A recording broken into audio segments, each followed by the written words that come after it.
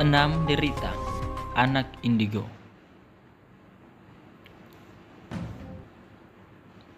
Terlahir sebagai indigo bukanlah sebuah pilihan, tetapi merupakan takdir yang tidak bisa dihindari.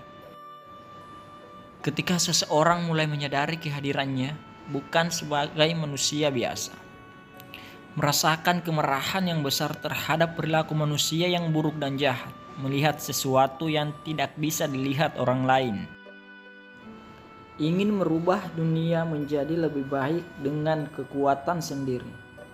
Saat itulah seseorang itu tidak bisa lagi melepaskan diri dari sebuah tanggung jawab, dikarenakan sudah menyadari bahwa dirinya adalah seorang indigo.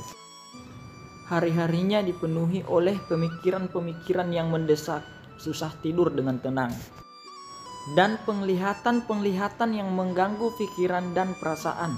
Sepertinya hidupnya sudah ditakdirkan untuk menanggung semua hal itu. Dan terkadang mungkin bisa melupakannya untuk beberapa saat. Ada juga yang mencoba untuk berusaha tak peduli, dengan cara mengabaikan apapun itu yang berhubungan dengan interaksi dan reaksi atas aktifnya indera keenam.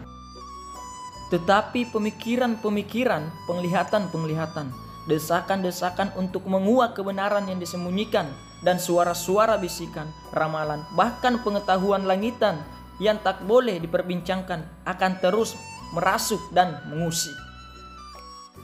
Berikut adalah 6 penderitaan dominan yang harus ditanggung oleh indigo sebagai risiko atas kewaskitaan yang dimilikinya, di mana setiap indigo memiliki persentase kewaskitaan yang beragam dan berbeda-beda, potensial dan keunggulannya.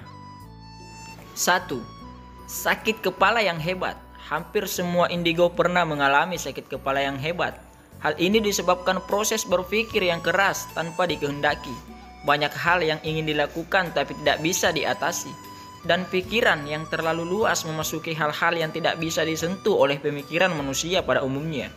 Kondisi ini memerlukan energi besar dan proses berpikir yang berat, apalagi terkait dengan aktifnya cakra ajna yang kerap spontanitas dan terkoneksi dengan beragam hal yang datang dari arah eksternal, bahkan wilayah ekstraterestrial dan interdimensional, namun tidak punya pengalaman dan pengetahuan harus bagaimana menyikapi dan meresponnya, ditambah berbagai gelombang dan saluran yang rumit yang berkaitan dengan pineal dan pituitari yang butuh akselerasi dan sinkronisasi. 2. Susah tidur. Suara-suara yang berbisik pelan, beragam visual, penampakan, melihat penderitaan alam tanpa bisa melakukan pencegahan. Sukma yang berjalan kemana-mana tanpa arah tujuan, namun seperti ada tarikan. Dan pemikiran-pemikiran idealis yang menuntut perwujudan membuat indigo susah untuk tidur. Walaupun pada akhirnya mata terpejam, tetapi tetap mendengar dan berpikir. Bahkan berselancar dengan sukma, menjelajah, dimeni, etherik, dan melihat kegiatan yang tidak dapat ditemukan. Dimensi fisik. Bahkan setelah terjaga pun masih harus dihadapkan dengan berbagai pertanyaan. Apa yang harus saya lakukan dengan mimpi tadi? Apa solusinya? Apakah saya bisa berbuat sesuatu untuk minimalisir dampak bencana terkait vision yang didapatkan? Dan itu semua terbentur dengan rutinitas harian sebagai manusia yang hidup di dunia. Di satu sisi indigo harus memenuhi kebutuhan hidupnya secara fisik. Di sisi lain, indigo juga terdesak untuk berbuat sesuatu secara etherik. Itulah perbedaan antara jiwa dan raga sebagai manusia yang terlahir memiliki bakat-bakat waskita. 3. Empati yang mendalam. Tidak mudah untuk berempati terhadap penderitaan orang lain atau alam yang sedang dizolimi oleh manusia-manusia jahat dan serakah yang jauh dari misi-misi perdamaian. Sedangkan sangat sedikit yang bisa dilakukan untuk memperbaiki keadaan buruk itu karena terkait dengan keterbatasan. Rasa empati ini seringkali berakibat buruk pada indigo. Disebabkan kepekaan yang berlebihan, rasa empati yang mendalam bisa menjadikan seorang indigo ikut menderita. Rasa empati terhadap orang yang sakit bisa membuat indigo itu sendiri menderita penyakit yang sama, seperti terjadi penularan walaupun bukan penyakit yang menular. Tetapi perasaan mengalami sakitnya itulah yang terasakan. Untuk mengurangi efek negatif rasa empati yang mendalam ini, sebagian indigo banyak yang dominan mengambil sikap tidak acuh yang berlebihan, sehingga kadang disebut antisosial dan pergaulan. Namun di sisi lain, banyak juga yang berusaha melakukan sesuatu dengan cara menggunakan energi alam yang diolah melalui teknik pernafasan untuk kemudian disalurkan pada yang bersangkutan, baik pada sesama manusia maupun wilayah-wilayah di alam semesta, tanpa bisa memberikan fakta-fakta bukti pertolongannya. Karena indigo juga cenderung menutup diri dan menyembunyikan pertolongannya, dan menelan semua kepahitan semacam cibiran dan gunjingan yang mengatakan, katanya indigo kok diam saja lihat bencana alam, kok diam saja ada orang hilang atau pesawat jatuh belum ditemukan. Disitulah indigo cenderung bungkam dan membiarkan banyak orang. 4. Rasa marah yang mendesak. Rasa marah melihat perilaku manusia yang buruk dan jahat adalah alasan utama seorang indigo ingin menunaikan kewajibannya. Rasa marah ini kemudian berwujud menjadi semangat yang besar untuk mengubah keadaan menjadi lebih baik. Bagi indigo yang belum menemukan jati dirinya, biasanya rasa marah ini bisa berakibat buruk terhadap perilakunya kepada orang di sekitarnya. Perlawanan dan protes-protes akan selalu ditunjukkannya kepada orang di sekelilingnya. Berargumen negatif tentang kemampuan-kemampuan, bahkan kemampuan para psikolog dan aktivitas keparanormalan yang memang sulit dijelaskan, karena semuanya sudah ada begitu saja tanpa mendalami keilmuan apapun.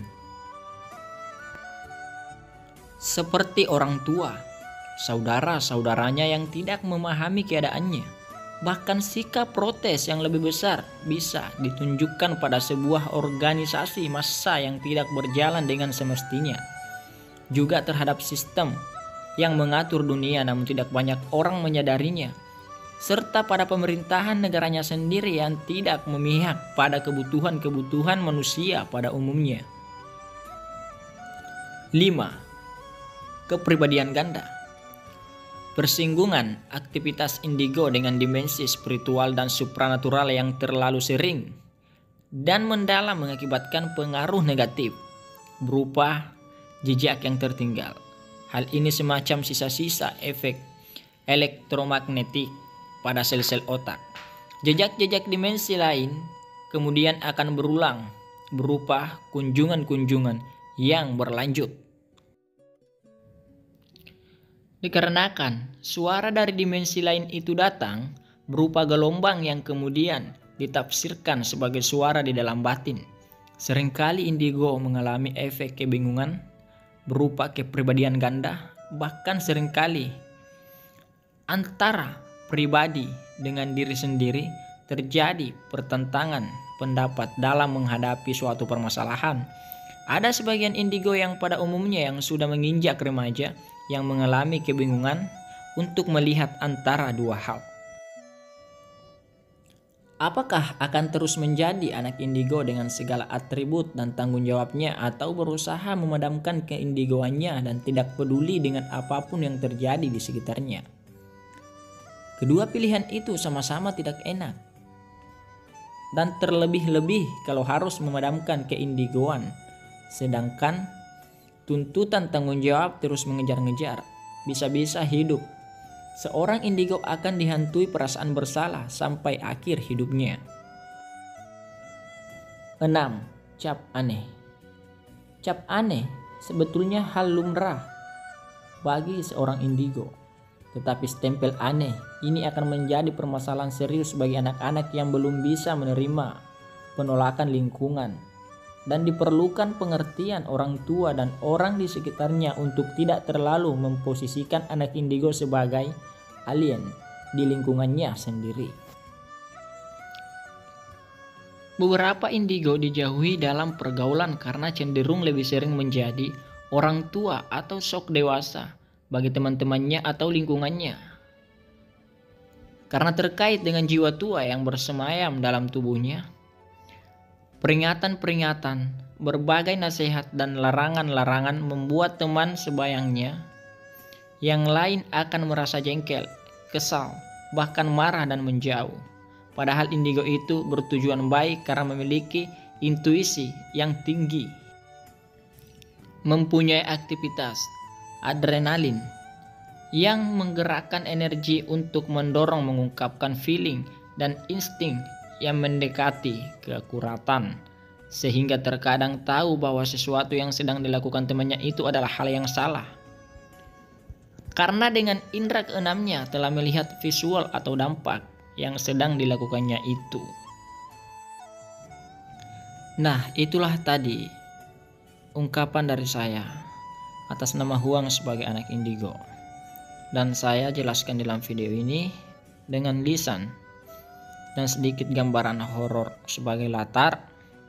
Nah, itulah tadi 6 penderitaan anak indigo yang sesungguhnya. Oke, salam terima kasih dari saya. Dan jangan lupa like, comment, share, dan subscribe untuk mensupport channel saya. Dan nantikan video saya selanjutnya. Sampai berjumpa kembali. Assalamualaikum warahmatullahi wabarakatuh.